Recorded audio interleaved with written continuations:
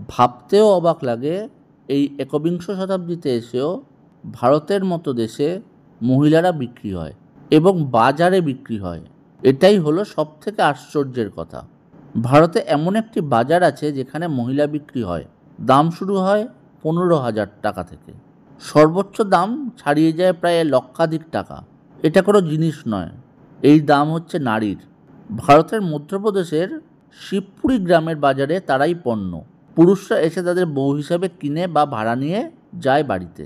দিনের পর দিন এমনই মধ্যযুগীয় বর্বর রীতি রমরমিয়ে চলছে সেখানে। এই প্রথার নাম হচ্ছে ধাদিচা। নারী সুরক্ষা, নারীদের নিরাপত্তা নিয়ে তোলপাড় গোটা দেশ। একাধিক নারী নিগ্রহের ঘটনার প্রশ্নের মুখে পড়েছে প্রশাসনের উদাসীনতাও।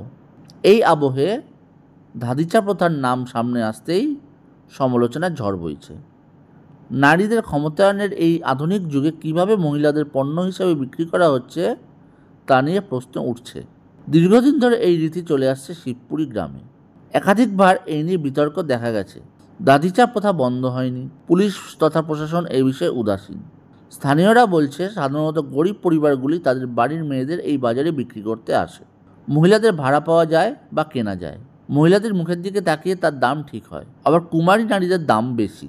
একজন নারীকে কয়েক মাস বা কয়েক বছরের জন্য ভাড়া নেওয়া যায়। দুপক্ষের মধ্যে একটি চুক্তি স্বাক্ষরিত হয়, থাকে 10,000 টাকা স্ট্যাম্প পেপারও। কি অবাক না?